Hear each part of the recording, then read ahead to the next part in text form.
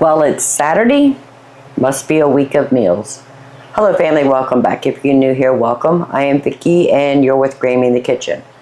So I'm going to start off today by making some homemade English muffins so we can make some breakfast sandwiches and get those in the freezer for future dates. We're going to start off by making the dough for the English muffins.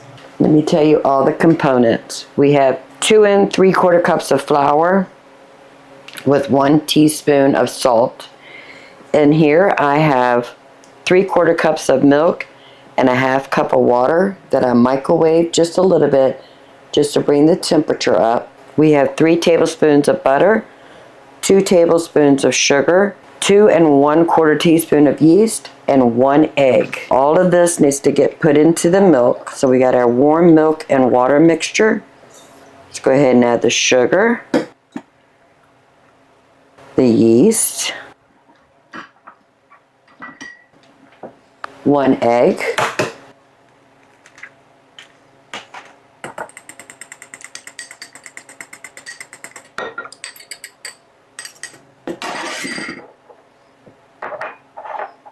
and the melted butter.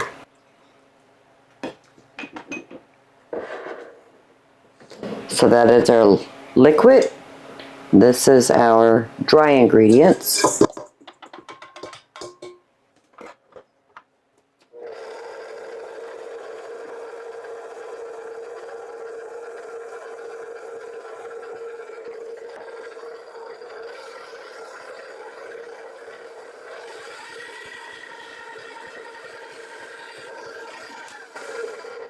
Mix that together until everything is well incorporated.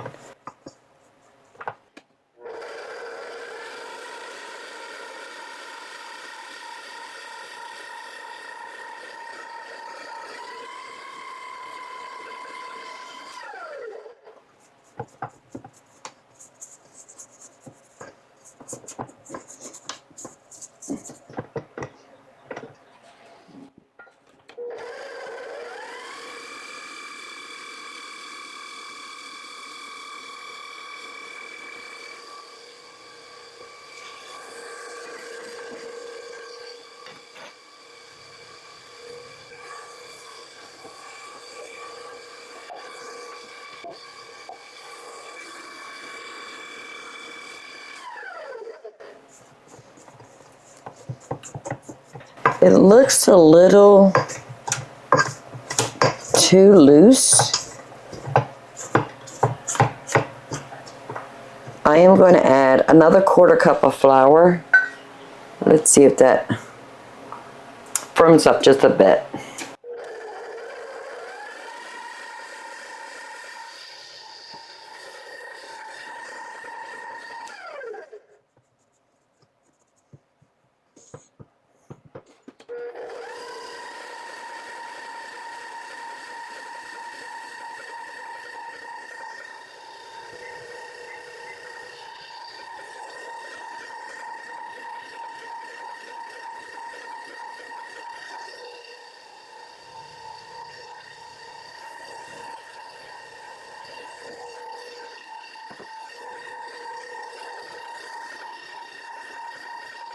I did let it mix for 7 minutes and it's still a little loose. I don't like that. Now this was a different recipe than I have used in the past, but I thought I'd give it a try. I will leave the link below, plus any alterations I did to this recipe. So we already added a 1/4 cup in the bowl while I was mixing. I've added another 1/4 cup, and I just want to knead that in, and I'm just going to hand knead it.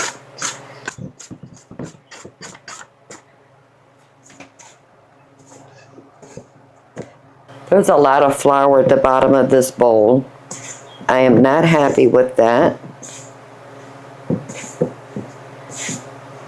It's very sticky and runny. I don't know what's going on here. I'm just going to sit here and try to get all the flour incorporate. It had a pocket of flour right there on the bottom of this bowl. That is not normal. I do have a very large KitchenAid mixer. I don't know if it's because the bowl's too big for this amount of dough.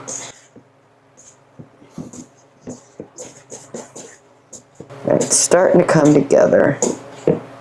That's more like it. Let's go ahead and turn it out onto our countertop.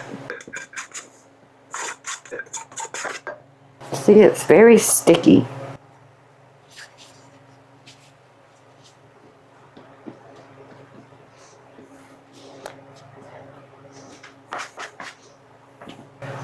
It's sticking to everything.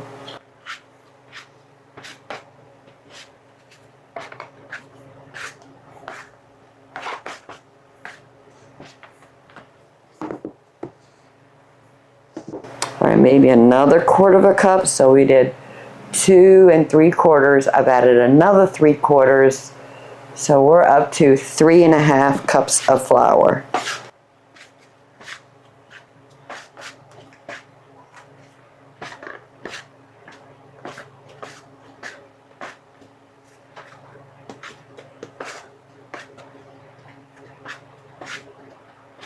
All right, we're gonna call it quits right there. So I got a bowl. I'm gonna put a little bit of olive oil in here. It's not all in there. Let me just need it one more minute. Make sure we get all these bits and pieces in here.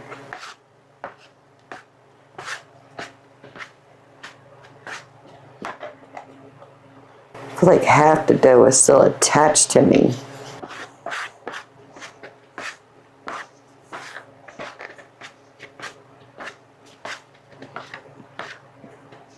All right, let's pick up the dough.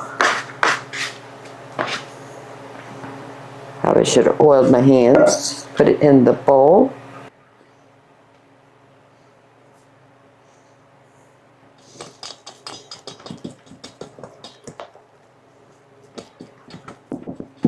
All right, let me go wash my hands real quick. Cover it with plastic wrap. We're just going to let it sit right here for a couple hours until it doubles in size. In the meantime, I need to get my station cleaned. We also need to cook dinner tonight, and it's going to be a good one, family. A new recipe to us, but nonetheless, it's going to be good. The English muffin dough has doubled in size. So I have the large baking sheet with parchment paper. I have some polenta, but you can use cornmeal if you want. Just want to give it a liberal sprinkle of cornmeal.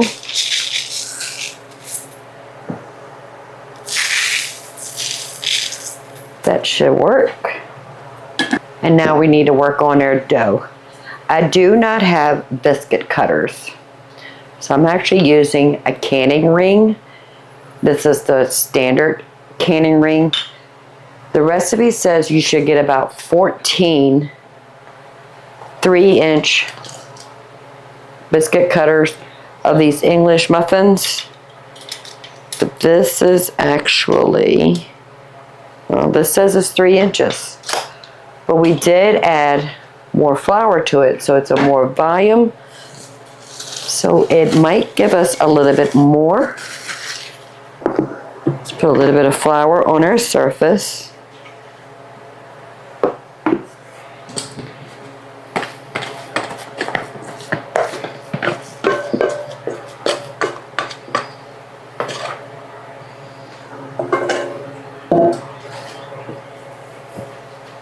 Just going to knead it just a bit.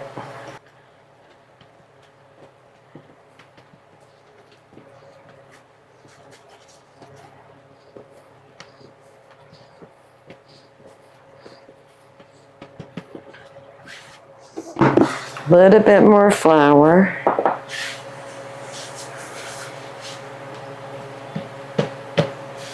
And some flour on the top.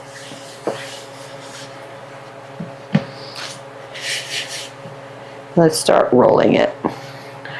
think I want it about an inch thick.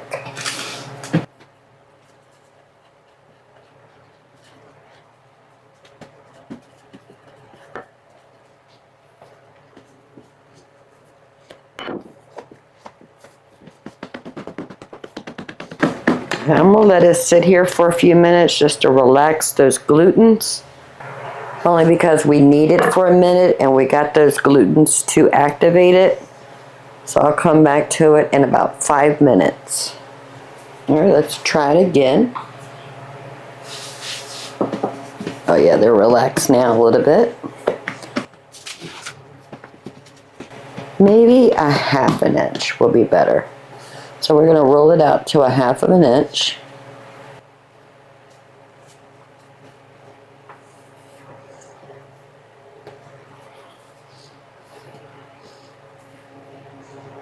Okay, we're going to take our cutter, dip it into flour,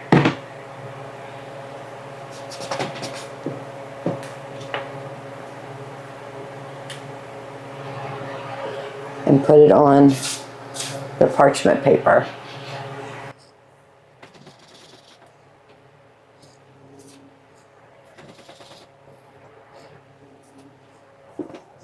Repeat the process until they're all cut out.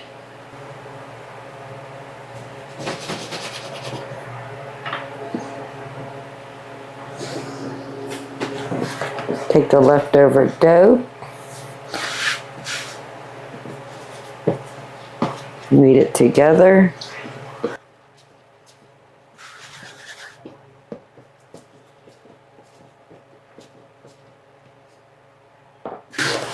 Roll it out and repeat.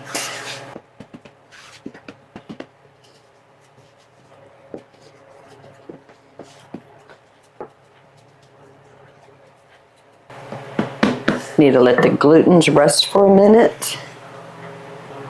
I already have 13 in here right now. And to think I was going to double this recipe, I am so glad I didn't.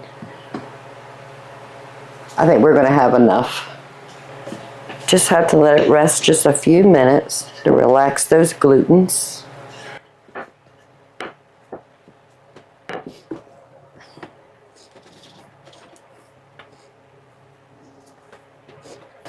And with this last little one, I'm just going to make one oddball shaped.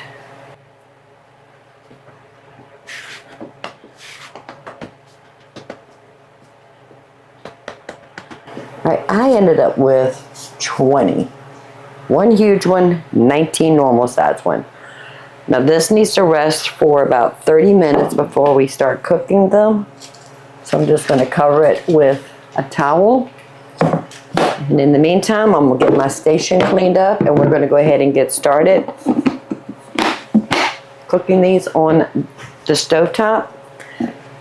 I will be using the cast iron griddle because I can actually fit more on that. I have the cast iron griddle on 2 burners and I got them both on a medium to medium low, which is closer to the medium. We're going to sprinkle a little bit of polenta or cornmeal will be fine. No oils, no nothing. So I have the English muffins. This was the top. This was the bottom with the cornmeal. I'm going to put top side down.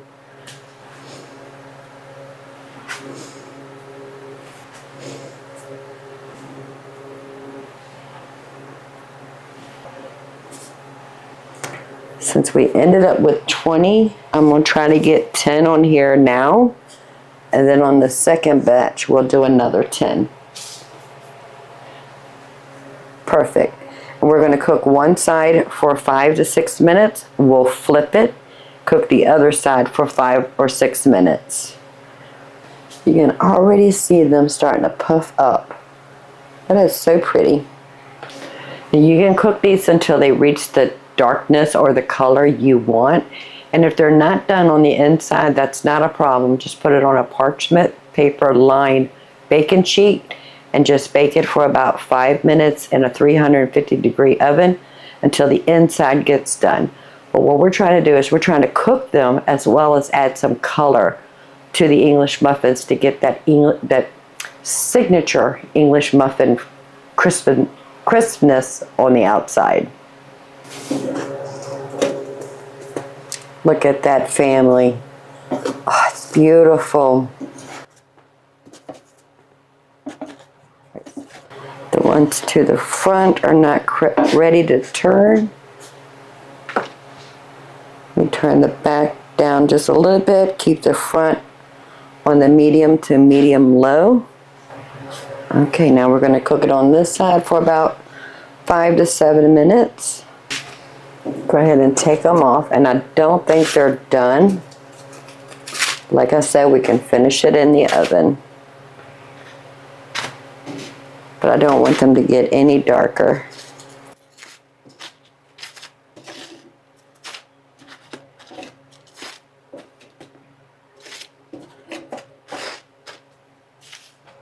A little bit more polenta. And the second half. Turn that back just down a bit. Now I'm right in the middle of medium and low. All right, let me go ahead and get these cooked, and then I'm going to preheat the oven. 350 degrees.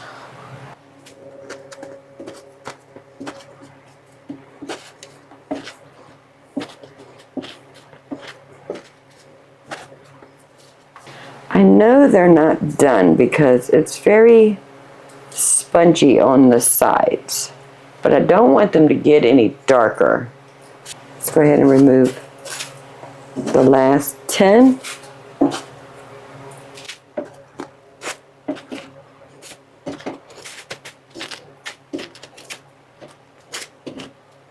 The oven is preheated.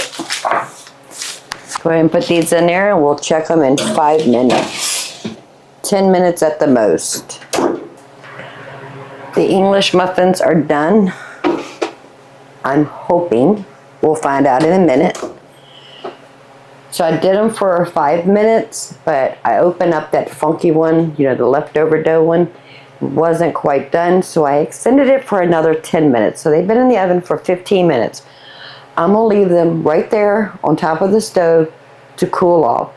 Now we're going to go ahead and make the filling or the egg mixture for the sandwich. I'm leaving the oven on 350 degrees because we're going to bake our eggs in a casserole dish. So I took out one of our packages of ham. I bought this, I believe, for Christmas. And then I just tore it apart, put it in vacuum seal bags, and stuck it in the freezer. This is the end pieces, or the bits and pieces. And I just put it in the microwave to let it thaw. I do not want all this fat, so I'm going to go ahead and pick through the fat. It's still a little frozen, but that's okay. But I do want to chop it up a little bit smaller. We're not going to build our sandwich with egg, meat, and cheese. We're actually going to mix everything in with the eggs and build a sandwich with the egg mixture that has everything in it. That should be enough right there. And we can do something with this for dinner one day this week. So I have 8 eggs in this bowl. I want to add a half a teaspoon of salt. This is a 1/4 teaspoon measure. And then a 1/4 teaspoon of pepper.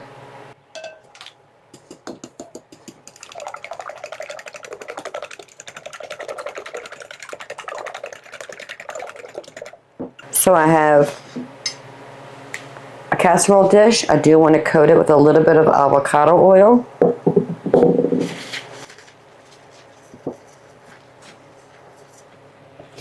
Let's put our egg mixture. We're going to sprinkle the ham right on top. Make sure we get ham all through this egg.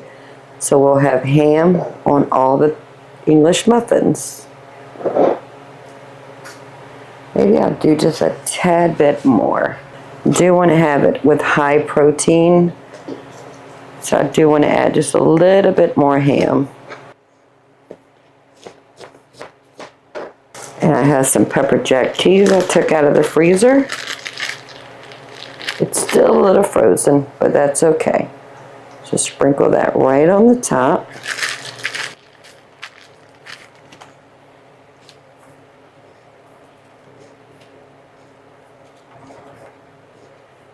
And we just want to bake this until the eggs are set and that cheese is melted.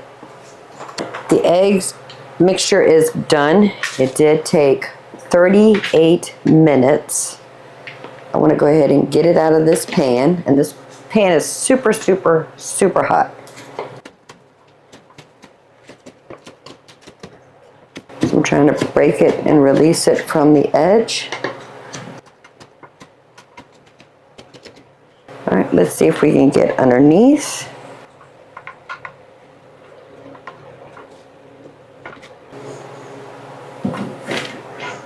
Oh, it kind of broke, but that's okay. We can still use it. I was hoping it was just going to slide out, but that did not work. Let's go ahead and cut them up into 20 pieces if we can. Maybe we're only going to get 15, but that's okay. So here's our English muffins. We're just going to take a fork, go all the way around.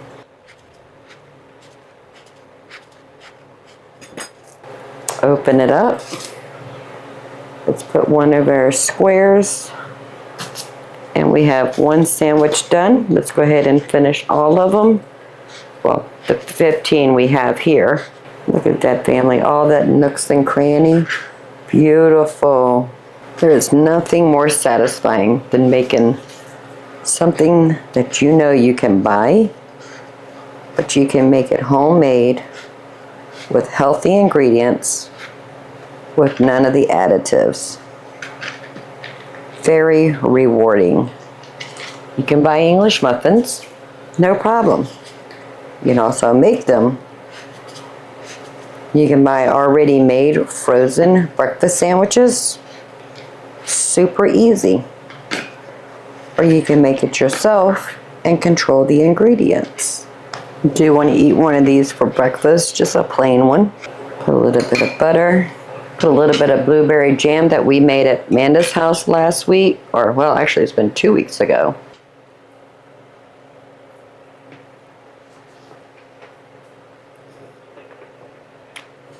The English muffin has that very distinctive chew. That is really good. Amanda, thank you very much for the blueberry jam. So we have 15 sandwiches. We have enough sandwiches here that the husband and I can have a sandwich every morning for breakfast, and it will last us 1 week. Plus we have 4 extra ones because, you know, we ate one. I'm just going to wrap them up in parchment paper.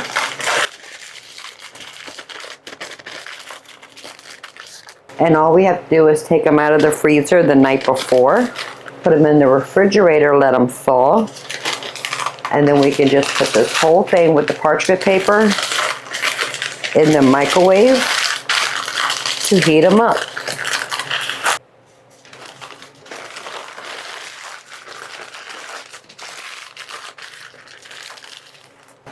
All right, so we have 6, 6, and 3. So the one that has 3, I'm just going to stick it in the refrigerator. We'll eat that in the next couple days. But the 2 packs that have 6 are going to go into the freezer. I like having breakfast sandwiches because I don't always cook breakfast. When I wake up in the morning, I hit the ground running. We get things we need to get done. It's more important to me. Dinners, I always cook. Not every day, but when I do cook, I always cook dinner. But breakfast sandwiches is kind of like on the back burner. We'll get to it when we get to it, or it doesn't get done at all. So this is awesome. We have 2 of these going in the freezer. Now we need to go ahead and get started on dinner for tonight. Possibly it'll last till tomorrow night, including lunch. So we got this pineapple from the Azure order in the vegetable and fruit variety pack. And I'm actually going to use that today in dinner. So I found a recipe. It's called Hawaiian pineapple chicken. I'll leave a link below on the recipe I found, and that's what we're following. We are going to tweak it a bit because, you know, that's what we do. But this recipe calls for 1 9-ounce can of crushed pineapple. I'm just going to go ahead and use this because we have it. So let me go ahead and get this peeled, chopped up, put in the food processor, get it crushed fine as possible, and then we'll move on to the sauce that goes with this chicken. I went ahead and took out one of our packs of frozen whole cut up chickens. It's in the refrigerator. It's been thawing overnight, so it's ready for us.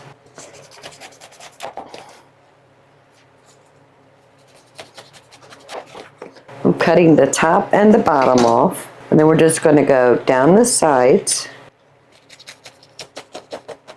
to get it peeled. I do want to get as many of these little eyes I can get off, just so they're not in our finished product.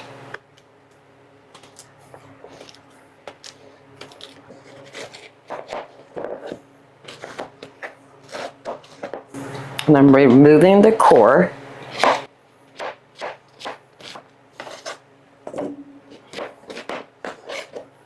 And if you saw the video where Amanda and I made some jalapeno pineapple jam, that's pretty much what I'm trying to mimic, sort of. But with the same sauces, this person is saying to put in the chicken. But I have the pineapple. It's probably more than what we need. But I'll just put that in a jar or a freezer bag and stick that in the freezer. And if we like this recipe, we can always do this again. I have 2 jalapenos I am de-seeding just because I don't want them hot. And the seeds and the veins is where the heat lives. I'm going to chop these very fine.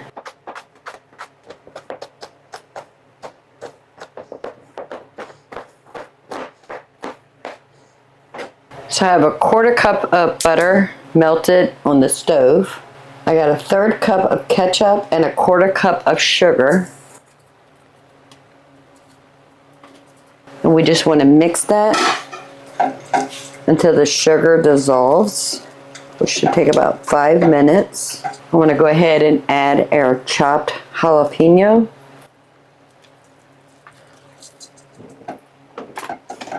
We're just going to let that cook just a bit.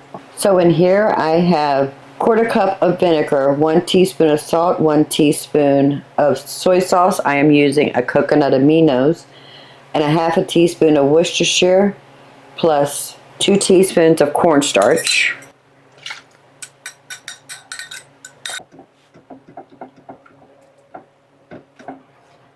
And then we're just going to cook this until it thickens. It's going to take about 2 minutes.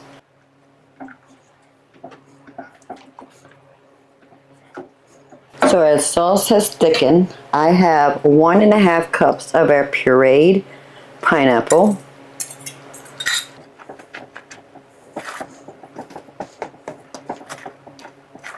Get that all mixed in together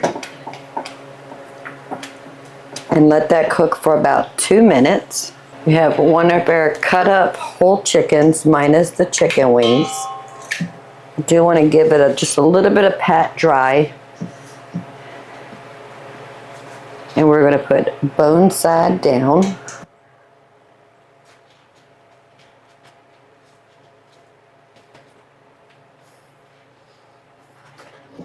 So we have our pineapples, jalapeno, ketchup, soy sauce, coconut aminos in my case, Worcestershire, salt, cornstarch.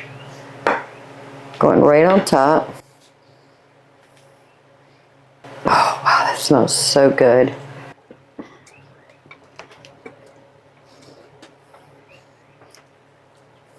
And this is going to go in the oven, 350 degrees for 1 hour. We're going to temp the chicken to make sure it's done. I have rice in Instant Pot. I'm just cooking it the same way we cooked it last week, but we're not going to add beans. We're just doing the rice with, I have water in it this time, but I put 2 tablespoons of my vegetable broth powder. Letting that cook on the rice setting. That's 12 minutes. Once it comes up to pressure, I'm going to let it natural release. In the meantime, I can do dishes, get my kitchen reset, and then it'll be time to eat dinner in a little bit over an hour. The chicken is done, but it did take an hour and 15 minutes.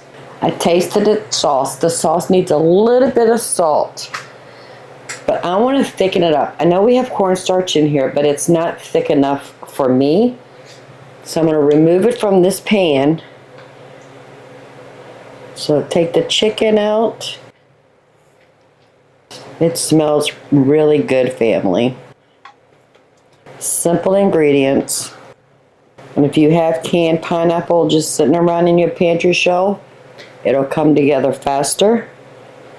That is not something I usually keep on my shelf, but it's not going to stop me to make a delicious meal. So I'm going to thicken this up. So I'm going to put it into a saucepan. Get all that goodness out of here. I have the stovetop on a medium heat, warming that back up. Get it to a boil. 1 tablespoon of cornstarch. I'm going to add just a little bit of water. Make a slurry. Whisk that into the sauce to thicken it up. Put the chicken back into the casserole dish. I'm just going to add a pinch of salt. When it's come to a boil, let's go ahead and add the cornstarch slurry.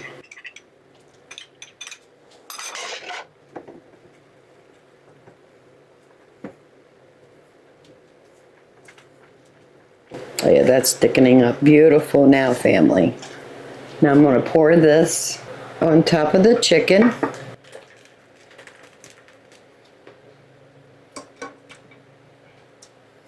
And that is dinner. The rice is done. This is going to be served over noodles if you like. I wanted rice, so put a little bit of rice on a plate. Put a little bit of that sauce right there on top of that rice. And let's grab a piece of chicken.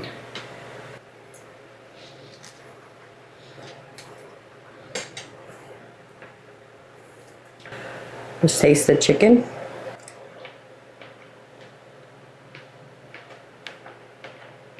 Family, that is really good.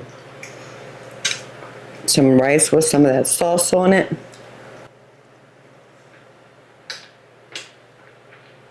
Rice is cooked to perfection. I love the Instant Pot. So the husband and I are going to sit down and have dinner. Can't wait till we get another meal going, and I'll bring you back into the kitchen. Today's dinner is going to come together super fast because we planned this ahead of time. So I'm going to make a pot of chicken and dumplings. And the reason I said it's going to come together really fast is because we already have frozen chopped onions. And here I have some frozen chopped celery and carrots. So there's no chopping to do today. Plus we pre-made our dumplings. I think it was a couple months ago. If I can find that video, I'll put the link right here and also have it in the description below, where we made chicken and dumplings, and we went ahead and made a bunch of it so we can have frozen, ready to go dumplings. I'm going to keep this in the freezer until we're ready for it. I have one of our frozen packs of boneless, skinless chicken thighs that we found on sale. We removed the bones and the skins ourselves. I have 2 quarts of chicken stock. Let's go ahead and get this ready because it's going to come together super fast. I will keep track of the time from when we start dicing the chicken till we're actually eating a bowl, and I'll let you know at the end of this segment of the video how long it took us to get this chicken and dumplings ready for the table. Let's go ahead and get our chicken diced up.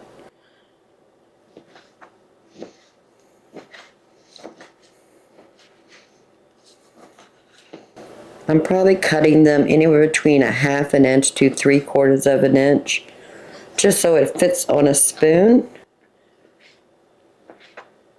with a couple of dumplings. Don't want them too big. That is all the chopping we need to do today.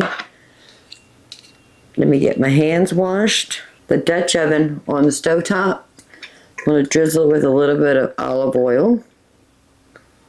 Heat that up, and I went ahead and ground some peppercorn, and now we have pepper in our kitchen. So we just want to heat the oil until it starts to shimmer. That's the sound we're looking for.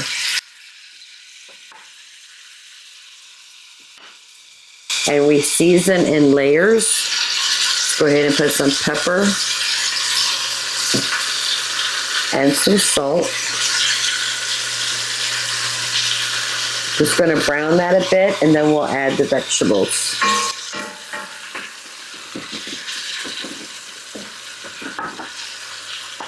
So we got them browned just a bit. That took about 7 minutes. Not looking to cook it completely, just put some color. Let's go ahead and add all the vegetables. This is one of our packs of onions. This is about a cup of celery and a cup of carrots.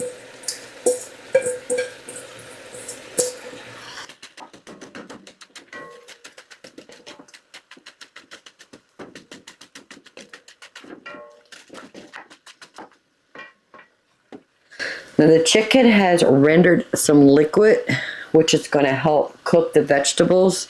So I'm going to leave the lid off just so that liquid can evaporate, but the vegetables are still cooking.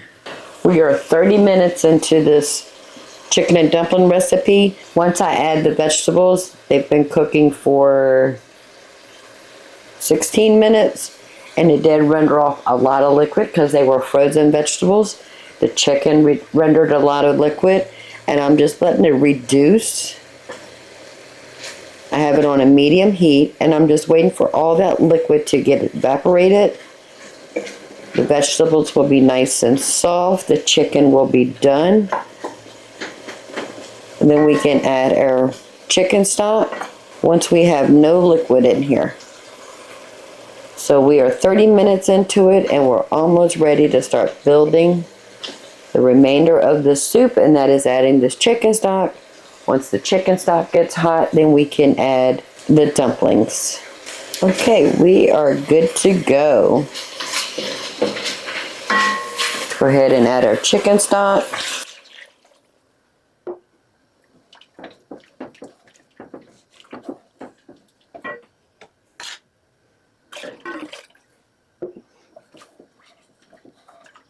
Two quarts of chicken stock and 1 quart of water. Now I want to bring this to a boil. We'll put the lid on, off kilter just a bit, just so we can have a vent spot right there. We are boiling. Let's taste it for seasoning. I do not put a lot of salt in my broth. It definitely needs a lot of salt.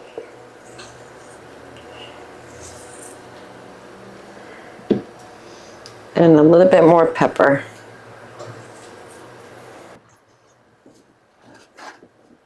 All right, this took us 50 minutes to get to this part.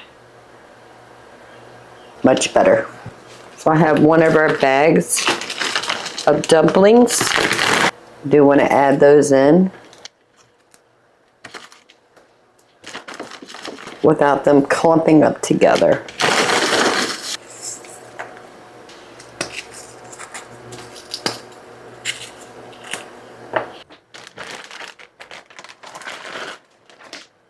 We're going to let those dumplings thaw and cook, become light and fluffy, and then dinner will be ready. I'm going to turn it down to a medium-low, closer to the medium, and I'll let you know how long that takes. The dumplings look gorgeous, absolutely gorgeous. So we're just going to let that continue to cook with the lid off, just so we can keep an eye on those dumplings Make sure it's not going to boil over. I'm finding out I enjoy having ingredients in the freezer versus freezer meals. I do enjoy a frozen meal that I can like throw into the crock pot or the Instant Pot that has all the components, but I am enjoying having ingredients ready to go. We found chicken thighs on sale. We went ahead and removed the bones and the skins, made a fillet out of those, put them in vacuum sealed bags. We have our chopped onions. We have our homegrown carrots that we grew over the winter. Got those blanched and in the freezer. We have celery, and when last time we made chicken and dumplings, we went ahead and made a big batch of dumplings so we can have those in the freezer. So I don't have to bring out the flour and the butter and all the things to make the dumplings. They're ready for us. I'm enjoying having frozen ingredients to make a delicious meal. So we are 55 minutes into this soup. It's together, just needs to finish cooking those dumplings, then it'll be time to eat. And yes, I don't mind soup in the summer. I love having soups all year round. Beautiful. The dumplings are puffing up, absorbing that liquid. Oh, it's gorgeous. Maybe 10 more minutes and we'll be ready to eat. 1 hour and 5 minutes. That is all it took. And we are ready to eat. Family.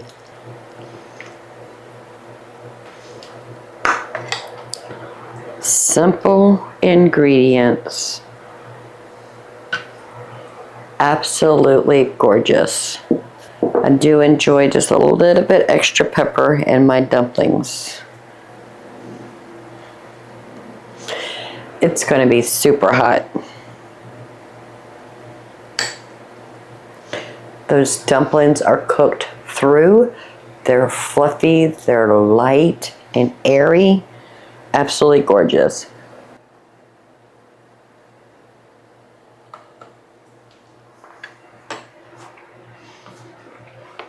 The perfect chew. And this time we used chicken thighs because that's what we had on hand. That's what I took out of the freezer. That's what we used. Perfectly seasoned. That is what we're going to be eating probably 2 to 3 days, because that's a lot of chicken and dumplings, but that's okay. We love leftovers. Can't wait to bring you back into the kitchen while we make another delicious meal together, and we're going to sit down and enjoy this delicious chicken and dumplings. The last meal we're going to make this week is some ribs. We're going to bake those in the oven, plus we're going to make some cheesy potatoes casserole that's also going to go in the oven. I took one of our half rack of ribs out of the freezer a couple days ago, had it sitting in the refrigerator. This morning I got up and I went ahead and boiled some whole potatoes with the skins on. That way they're par cooked and they won't take as long in the oven. But we need to make a cheese sauce. So let's go ahead and go to the stove and get started on the cheese sauce for these potatoes. I have the oven preheating to 400 degrees. But in the meantime, we're going to go ahead and get started on this sauce. So I'm going to put about 2 tablespoons of butter in a saucepan. Get that melted. Put a good pinch of salt and a good pinch of pepper. I have some pepper jack cheese right here, plus our milk.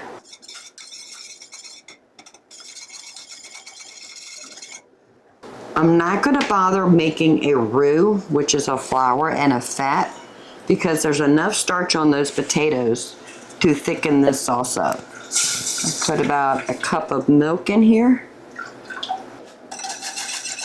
We just want to heat that up before we add our cheese.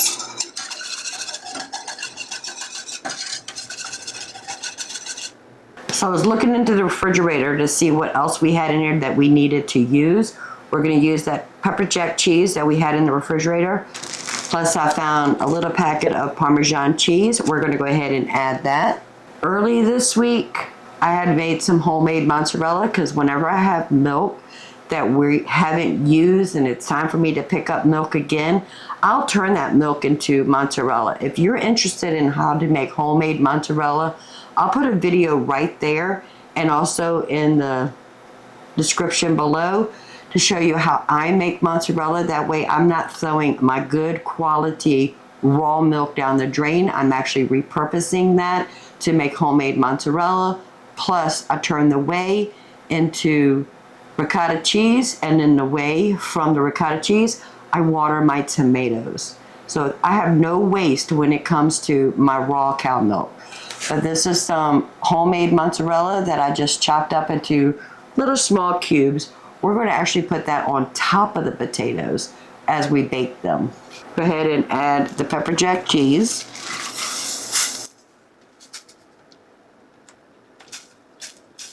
And I'm going to add half of this Parmesan cheese, and the other half we're going to sprinkle on top. Cheesy goodness, family. I'm just going to let that heat on a very low temperature until all that cheese melts. Now let's go over here and get working on the potatoes, and then we can get started on those ribs. So the potatoes have been parboiled. Then I had it sitting in some cold water. I'm just going to run the knife down to peel them.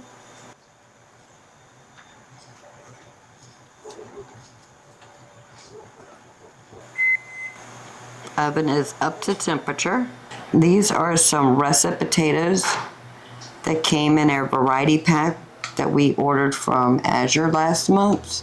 Came with 3 potatoes. 3 potatoes is all we're using. And I'm just going to slice them about 1/4 of an inch.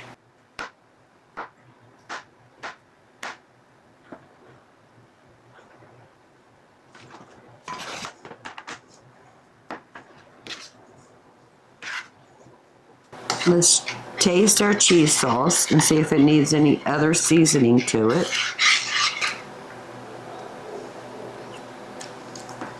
Nope, it is perfect. All right, we're going to arrange the potatoes just a bit. Let's add our cheese sauce.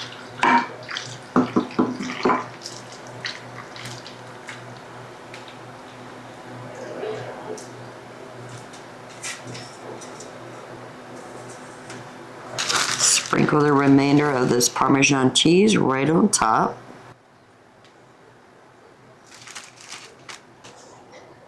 And our mozzarella.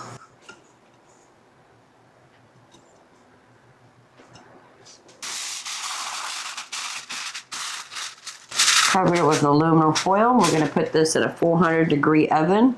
Now we're going to work on the ribs. A little bit of avocado oil on the bottom of this pan. Just give it a little swish. That's good. So I just used a paper towel to wipe off some of the moisture. I'm going to wash my hands really quick. This is a homemade pork rib dry rub. If you're interested, I'll leave the recipe in the description below. We just want to put a good amount to coat this.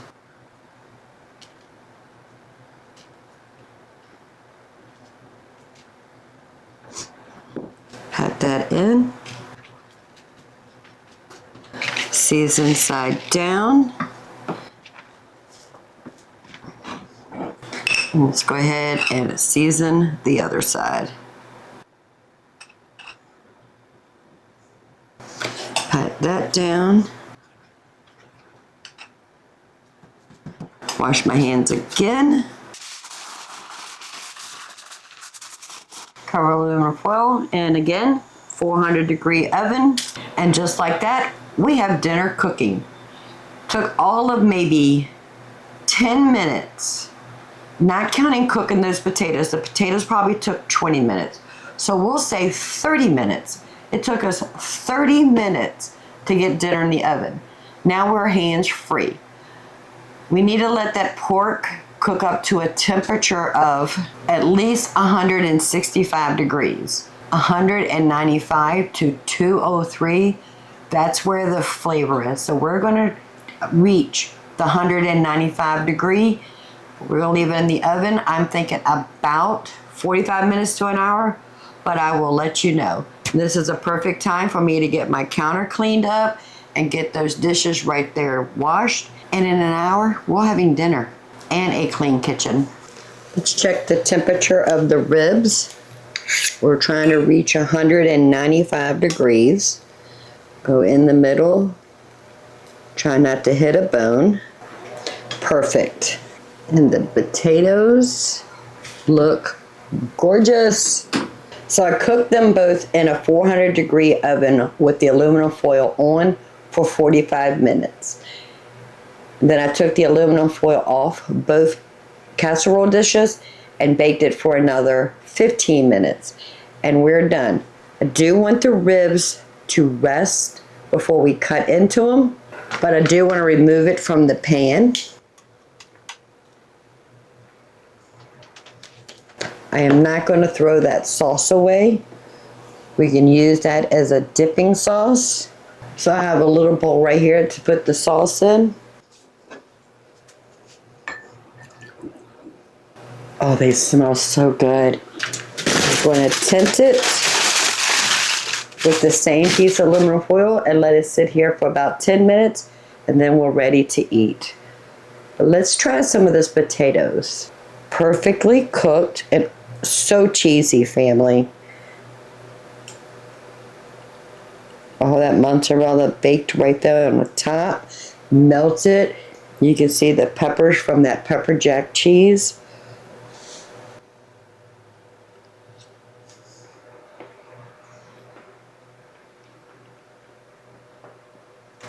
Over the top.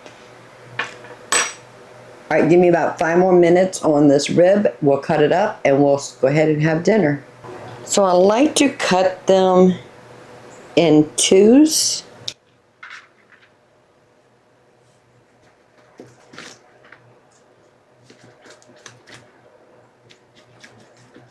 Perfect. Let's go ahead and make a plate. I'm going to take this very small rib right here. Some of our cheesy potatoes. And that sauce thickened up beautiful. Gorgeous, gorgeous, gorgeous. Let's put a little bit of this sauce right on those ribs. Who's hungry? I know the husband is. I'll call him in here in just a minute. But let's taste this rib.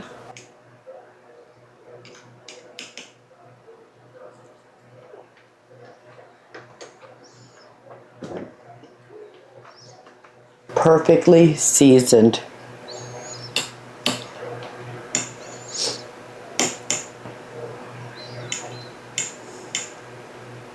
And some cheesy potatoes.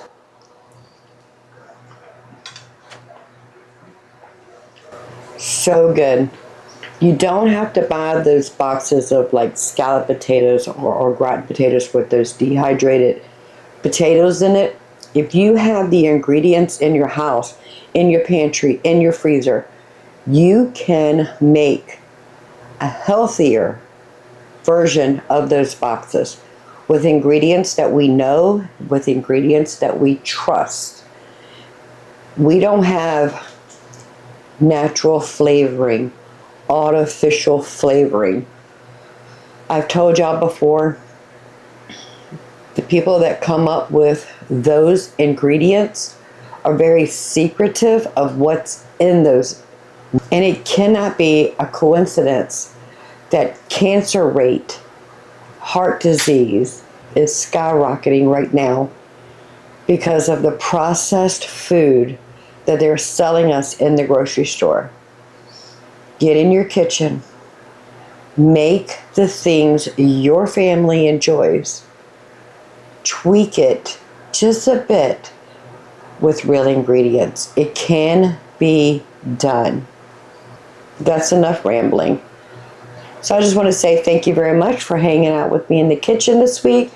We made some breakfast sandwiches. We did a brand new chicken recipe with the Hawaiian pineapple chicken. So delicious. The husband loved it. Putting a chicken and dumpling together was so simple because we had frozen dumplings that our past self made, put in the freezer, so our present self was one step ahead in putting that dish together. Plus we have ribs and cheesy potatoes. Can't wait to bring you back into the kitchen and we'll do some fun things and cook some delicious meals together. Until then, y'all have a blessed day. Bye, family. Husband, dinner's ready. Better get in here and get you some before I eat it all.